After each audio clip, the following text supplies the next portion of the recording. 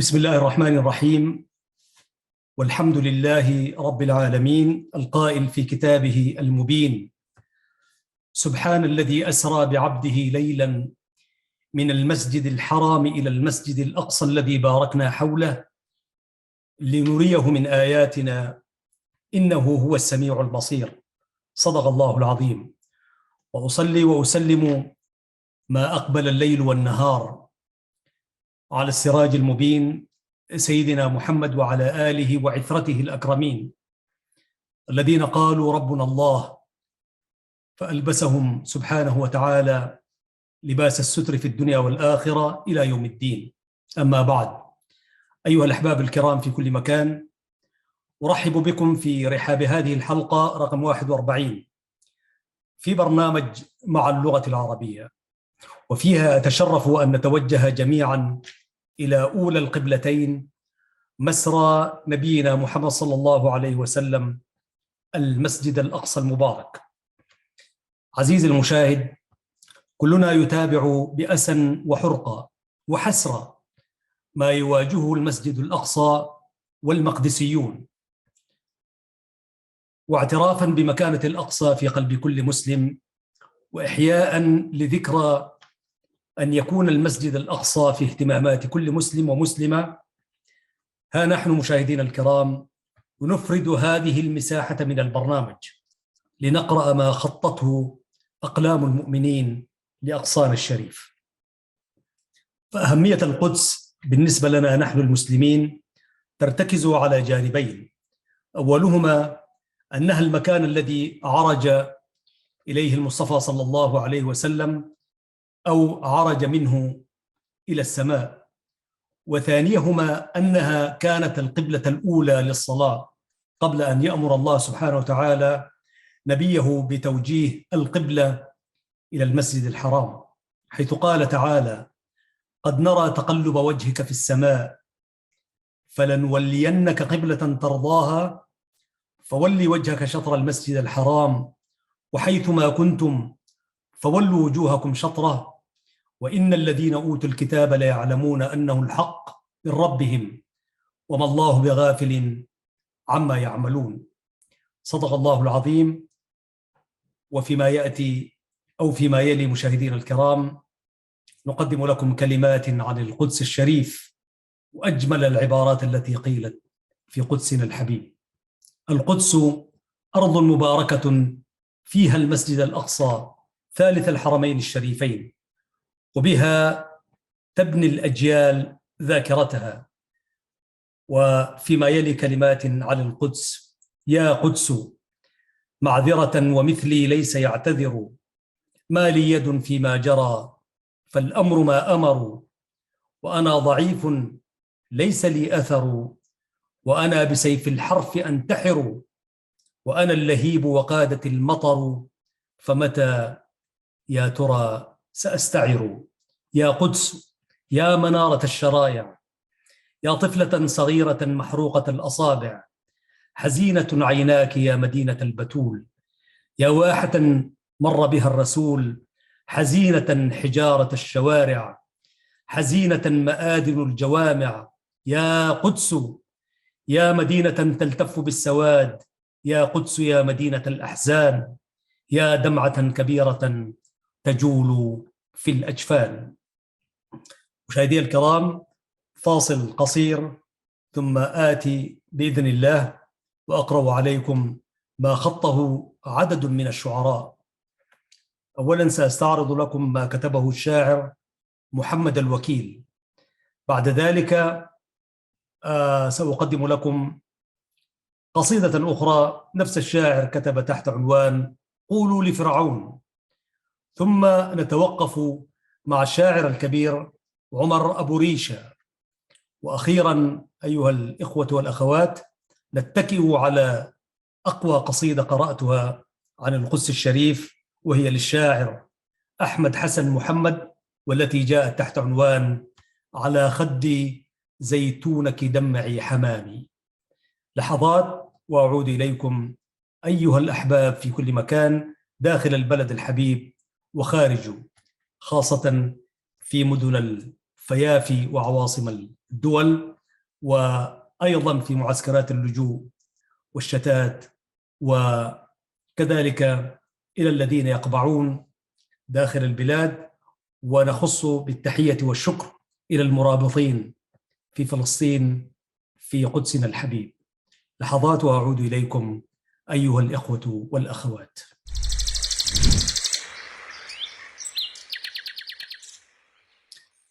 كتب الشاعر محمد الوكيل يقول: يا قدس يا قدس، ماذا لو استنفذت أشعاري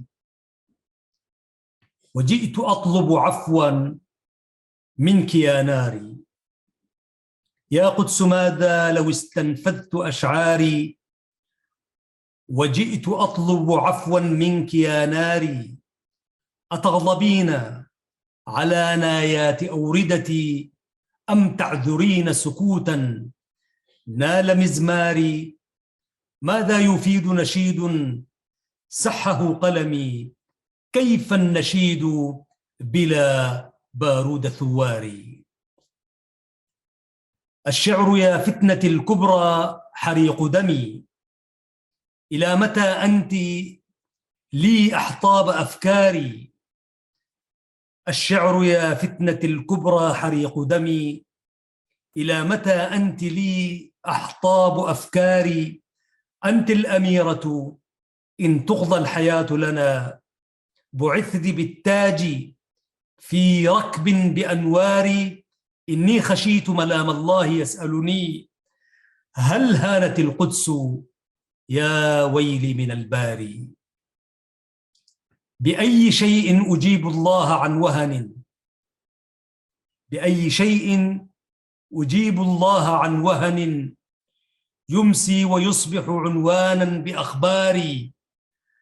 لا تسألي فصلاح الدين ليس هنا، سألت عنه فقالوا حلم أشراري.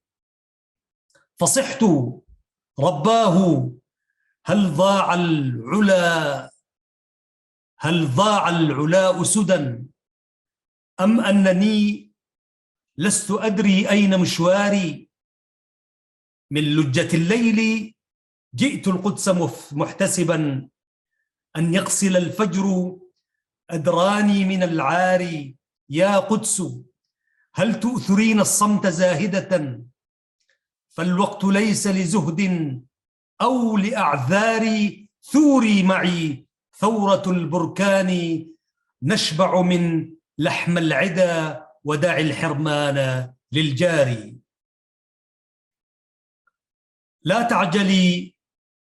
لا تعجلي صيحة الأشجار يا أملي، فلم يزل عزمنا أكوام أكدار. كل المنايا أرادت هدم قبتنا، ومن هنا وما هنا غيرنا يا حب جلار. كل المنايا أرادت هدم قبتنا، وما هنا غيرنا يا حب جل نار. يا قدس، ماذا لو استأنفت قافيتي، هل ترتضين بعشق كان إعصاري. وقد كتب الشاعر علي سجيع بيطار يقول: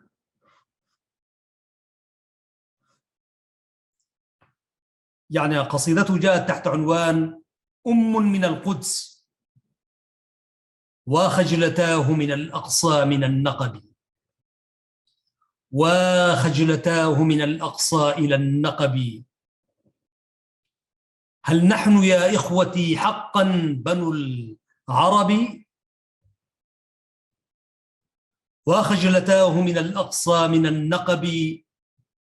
هل نحن يا إخوتي حقا بنو العرب، قد دنس الشرك قدس المسلمين، فما يجدي عويل ولا أنات منتحب. نيل المودة من أعدائنا حلم، هل يطلب الماء من عود من الحطب. إن كان في العود ماء ليس نبصره، فليس يخرج إلا في لظى اللهب.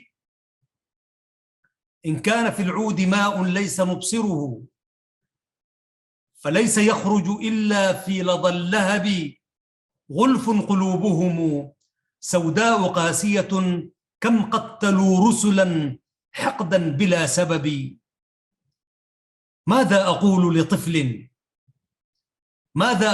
لطفل راح يسألني إن لم يجد صبية في ساحة اللعب، وطفلة لم تجد في البيت إخوتها تستعطف الأمة أن تحكي عن السبب. من نصب الغرب يقضي بالذرى، رغبت بنت الدناءة والتلفيق والكذب. فالأمن يقضي بما يرضي اليهود، وما للعرب حق سوى صمت بلا شغب. هل كل ما جاء في التاريخ مختلق، والحق ما حرف الحاخام في الكتب؟ أم هل دماء تقذينا بوحدتها صارت مياها، فما للمرء من عتب؟ إني لأسأل والأيام تسكنني، إني لأسأل والآلام تسكنني، ماذا دهاها فهانت أمة العرب؟ أين الجيوش التي كنا نهاب بها؟ إما تمطت يلوذ الغدر بالهرب. في القدس مدرسة الأبطال أسسها طفل الحجارة، والحسنى لمنتسب.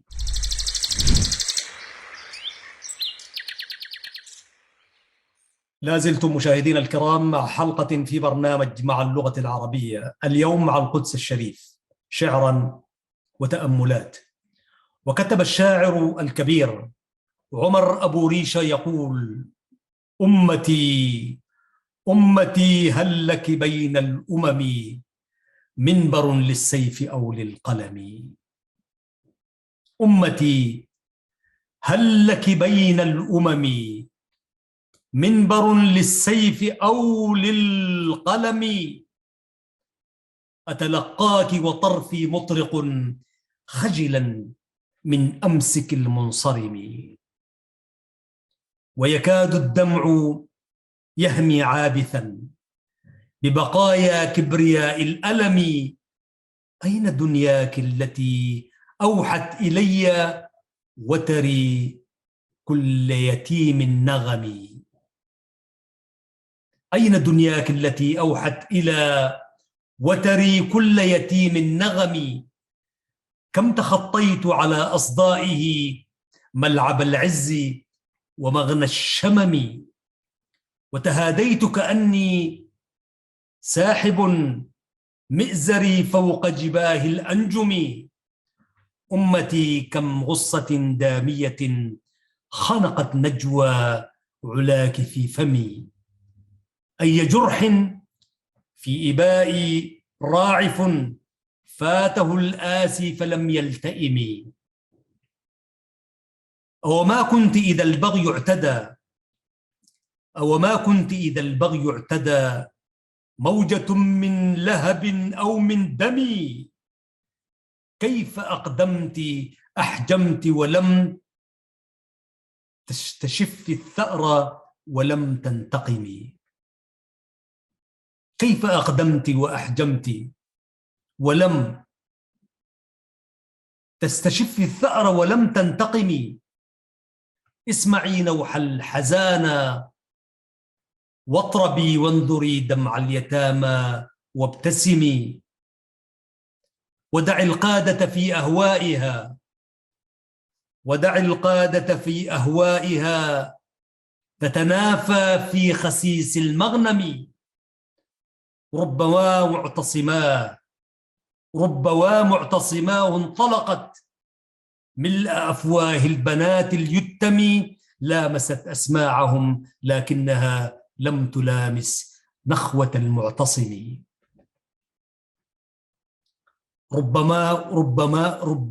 ومعتصماه انطلقت ملء أفواه البنات اليتم. لامست أسماعهم لكنها لم تلامس نخوة المعتصم.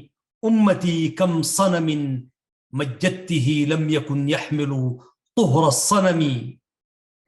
لا يلام الذئب في عدوانه إن يكن الراعي عدو الغنم. فاحبس الشكوى فلولاك لما كان في الحكم عبيد الدرهم. أيها الجندي يا كبش الفدا يا شعاع الأمل المبتسم.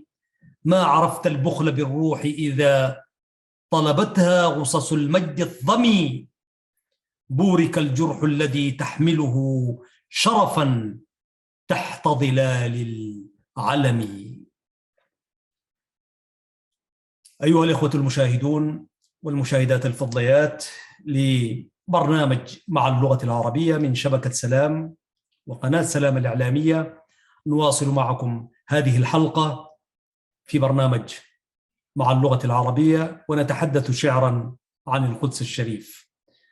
فاصل قصير ونأتي إلى القصيدة الأخيرة للشاعر الكبير أحمد حسن محمد. كونوا معنا مشاهدين الكرام.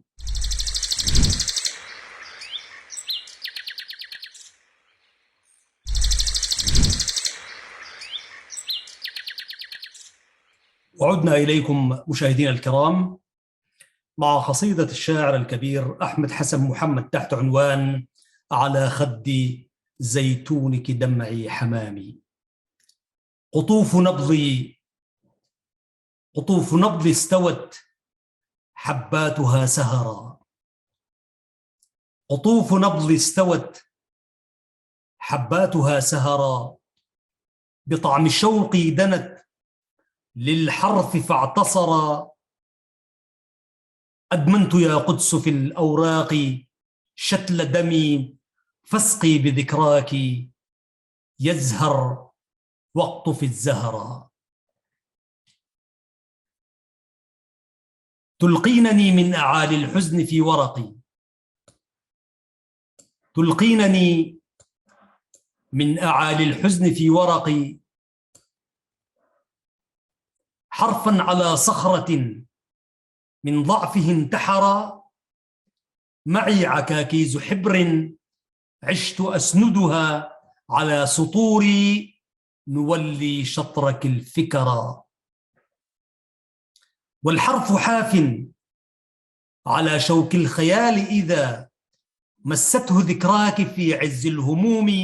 جرى يا أبجدية مجد بالضحى كتبت منقوطة بدم في حبها سطرا. ما زلت تمشين فوق السطر مثمرة من خطوتيك الضحى والحلم والمطر.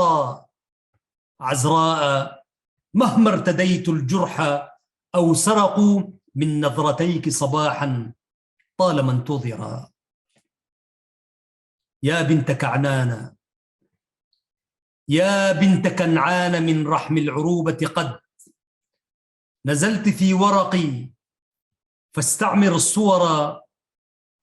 يا بنت كنعان من رحم العروبة قد نزلت في ورقي فاستعمر الصور. في قمح ماضيك ما زالت معلمة أصابع العرب فادعي للذي بذرا. هم أول الضوء في عينيك منذ صحى. هم أول الضوء في عينيك منذ صحى. في الكون ضوء به عقل الزمان يرى. إذا مشطوا العشب في ميلاد أرضك كي تنافسي من نبات الشمس. أي قرى ربوا عيال حقول كلها كبرت في بدء حضنك حتى أصبحت شجرة. ودورهم آنست خديك إذ بنيت كأنما دمع مسرور قد انهمرا.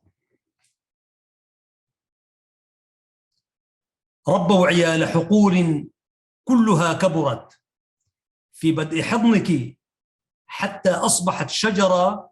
ودورهم آنست خديك إذ بنيت كأنها دمع مسرور قد انهمر. فكذب العمي إن الشمس لاكمة بلعسة الضوء من لم يقتن النظر. فكذب العمي إن الشمس لاكمة بلسعة الضوء من لم يتقن النظر. حتى اليهود وقد قدوا قميص ضحى بالغدر من دبر لم يطفئوا القمر. حتى اليهود وقد قدوا قميص ضحى بالغدر من دبر لم يطفئوا القمر. ألقوا علينا ثعابين ادعاؤهم يا صدق فالقف حفيد الظلمة الأشرة. 70 حبة عمر من سنينك في أغصان داود. سمي وارجع الثمرة ليست حلال يهودي ليطعمها فنحن أولى بداود إذا ذكر. كم عتقوا من دماء الوحي في قدح من صنع إبليس والشر العمي سكر. ليست حلال يهودي ليطعمها فنحن أولى بداود إذا ذكر. كم عتقوا من دماء الوحي في قدح من صنع إبليس والشر العمى سكر. في كل قبر نبي لحده ورم من تحت جفنيك أو دمع بخد ثرى.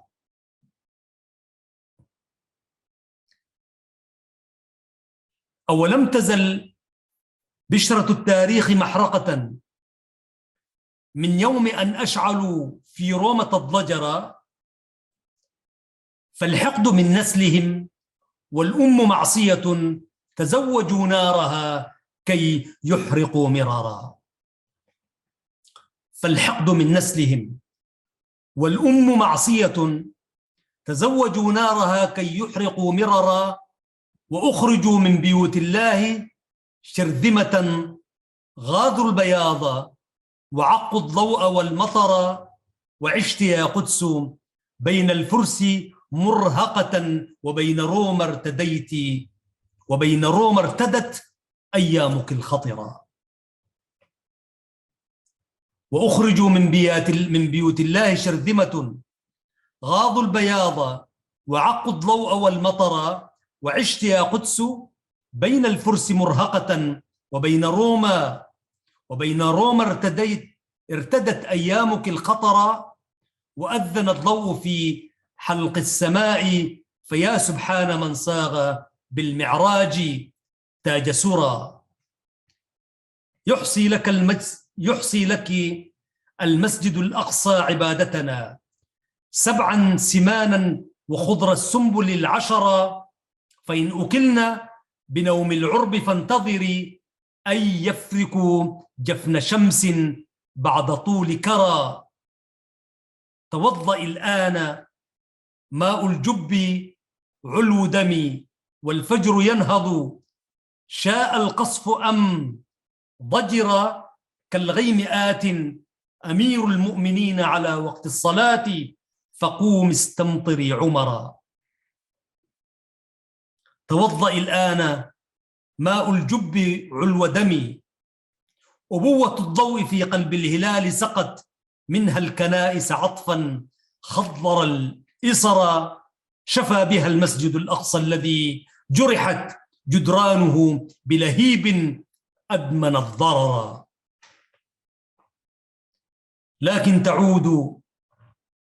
لكن تعود عيال الظلم شاهرة قميص عيسى على سيف عم سعرا. لم يرحموا الزرع من أفواه طلعتهم كي يزرعوا في الظهور الرمح والدرر.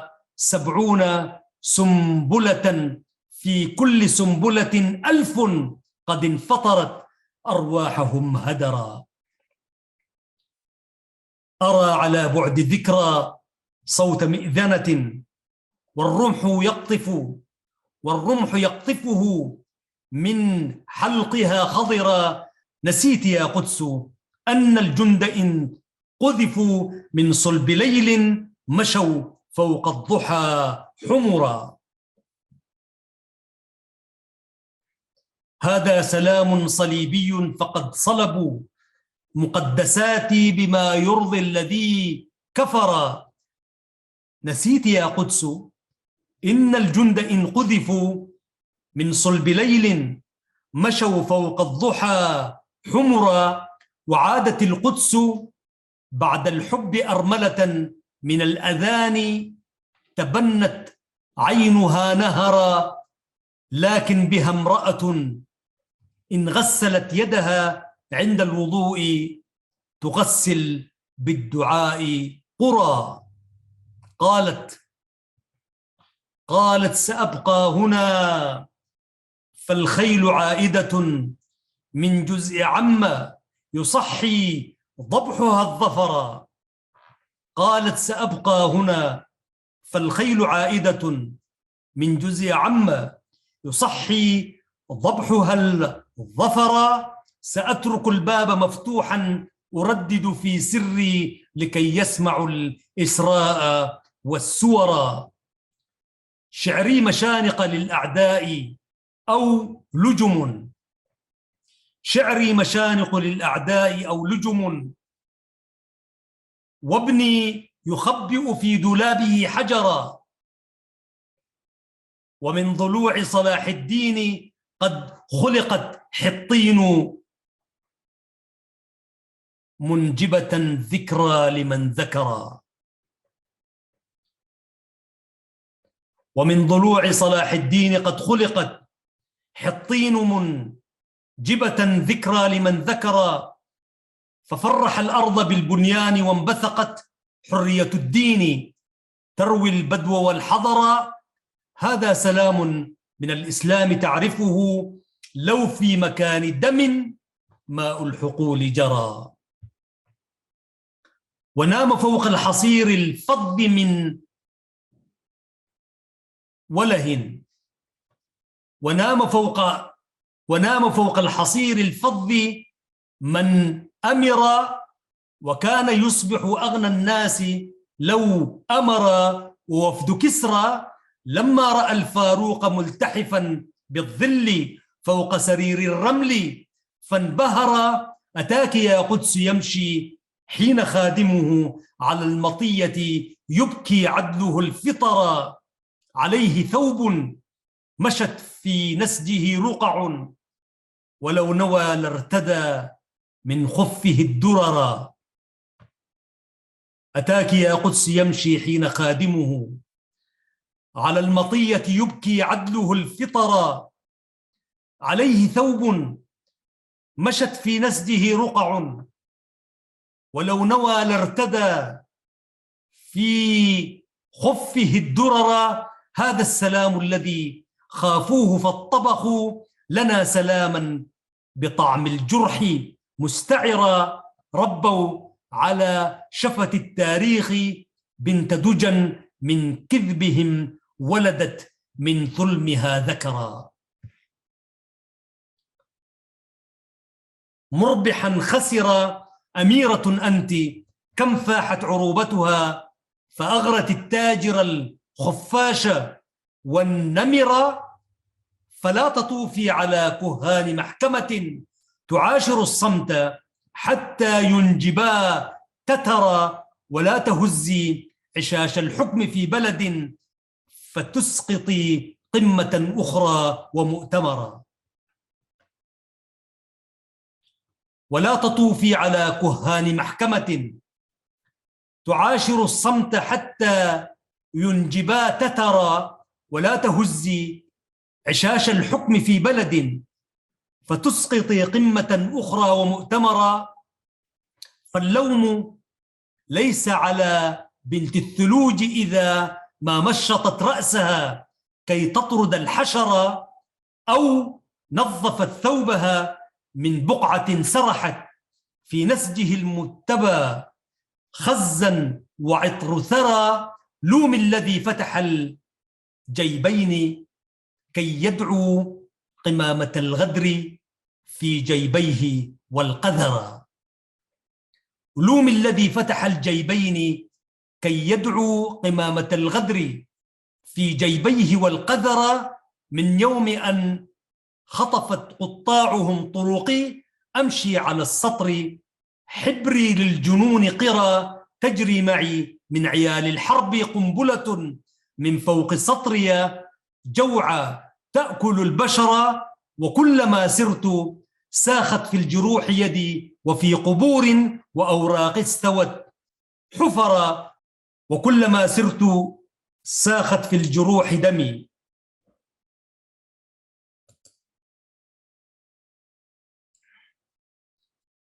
وكلما سرت ساخت في الجروح يدي، وفي قبور وأوراق استوت حفر، والحقل يشكو صداع الطائرات فما رشته إلا دم الفلاح والشرر، قد كان يرعى طفولات النبات وقد أمسى عجوزا عقيما يفطم الشجر.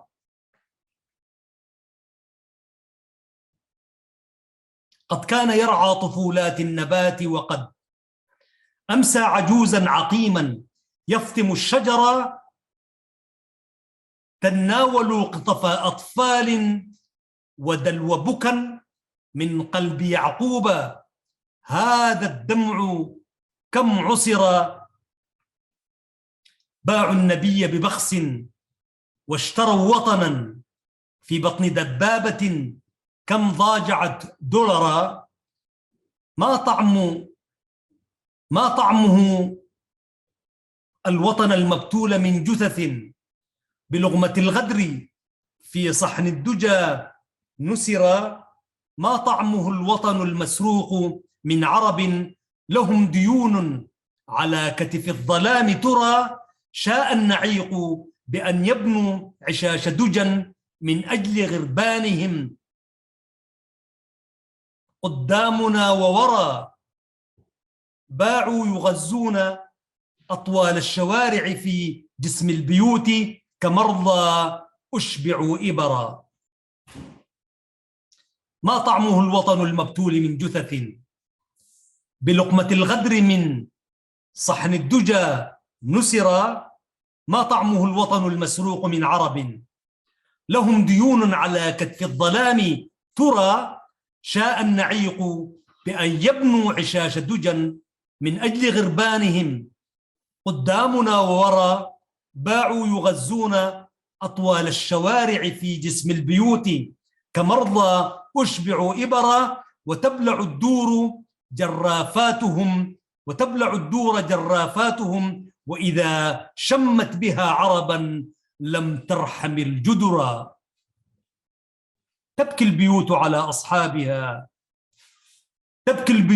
أصحابها أخذوا من حضنها ذات رعب في القلوب برا، تبكي على طفلها إذ لم يجد لعبا إلا على سطح بيت يلعب الحذر، وهاجر البوم من برد الشتاء إلى دفء الجراح هنا واستوطن السحر. من قال إنك أم للذين أتوا، من قال إنك أم للذين أتوا من صلب لندن أو بكين أو أخرى، ما أنت أم لغير العرب رغم أسى أعيا حمامك حتى مات أو هجر، وفيك أمي وقبري، وفيك أمي وفيك قبر، هناك أبي حتى وإن لم تلدي أو لم يكن عقرا. وفيك أمي وفي قبر هناك أبي حتى وإن لم تلدني أو يكن عقرا، وفيك أختي وإن لم تشفي وجنتها أصابعي من دم الدمع الذي قهر، وفيك طفلي وجيران لنا رحلوا وغيرهم من لبسنا قربهم عمرا، وفيك نحن وإن لم نسق أيدينا بضم أرضك أو نشبع بك النظر. وفيك نحن وإن لم يسق أيدينا بضم أرضك أو نشبع بك النظر. ما زلت أمشي على سطري إليك ولو لفوا به عنقي كي يشنق الفكر. السطر يفضي إلى سطر يوصلني لثالث صحراء سرته سهرا. جفف دموعك يا ابن الحبر كيف ترى أني سأنفق نسلي في الأسى هدرا. ما القدس عطشا إلى حبر العويل ولا يشفي الطبيب جرحا رشها عفرا. دمع السجين على الأقفال يصدئها كسر بإصبع صوتي خوف ما سطر. في آخر السطر سلمى تشتري خضرا وفي القدس من عربي يشبه البشرى وثوبها خيط من طيف الرجوع أتت تؤرق البعد بالوصل الذي انتظر. وقيس ليلى امتطى ظهر الطريق لها يسوق بهم الصبا كي يطعم الفقراء. زارت محل حلى تشتري حلقا وخاتما يتبنى دفئه الأسرى. قيس سيبتاعه من أجل فرحتها ورد لقياها يكسو وجهها نظرا. في القدس عبلة ربت روح فارسها في جسم حقل تعافى ود لو ثأر. شرب حروفك من يمناه إن بها سيفا ومهرا سيرضي أهلها الغررا. عاشت سعاد عادت سعاد وكعب قد تزوجها في القدس وابنها طفل المنى كبرا. وفت سعاد بوعد كان بينهما وتاب عاصي المنى والخلف قد غفر. لا تنسى يا قلمي في القدس جارية لا تنسى يا قلمي في القدس جارية في كتفها حرق محبوبها أسرا. في ضوء نظرته عرش وجيش رؤى ماض إلى القدس حتى يهزم الترر. في القدس مئذنة في رأسها رحم فيه هلال سيغدو في قد قمرا. وسوف تنفخ روح السيف في جسدي من حبر درويش مخلوق لينتصر. في قلعة بنيت من رمل أحرفه لتسكن القدس فيها والسطور ذرى. عليه سترة عشق خاطها وجع يقي بها القدس بردا في القلوب سرى. معسكرا في سطور الصبر منجبة من صلبه كلمات منبتا شجرا. قد ارتدى الغيب لكن عود كلمته ما زال يطرح في أقلامنا الثمرة. في القدس عرس قريب فامشي يا قلمي في القدس عرس قريب فامشي يا قلمي سيطلع الصبح طال السطر أم قصرا. في القدس عرس قريب فامشي يا قلمي سيطلع الصبح طال السطر أم قصرا. أيها الإخوة المشاهدون، كنتم مع قصيدة للشاعر الكبير الأستاذ أحمد حسن محمد، والتي جاءت تحت عنوان على خد زيتونك دمع حمامي. لك التحية أيها الشاعر. وقبلها قرأت لكم قصيدة للشاعر الكبير عمر أبو ريشة، وقبله أيضا استمعتم إلى شاعر كبير وهو الشاعر علي سجيع بيطار، وافتتحنا الحلقة بالشاعر محمد الوكيل. ستبقى القدس في قلوبنا جميعا. لكم التحية والشكر الجزيل مشاهدينا الكرام، مشاهدي قناة سلام الإعلامية. تحياتي في التقديم محدثكم أحمد شريف، وتحايا الزملاء في الإخراج الفني والمونتاج والإشراف العام. نلتقيكم في الحلقة المقبلة. السلام عليكم ورحمة الله وبركاته.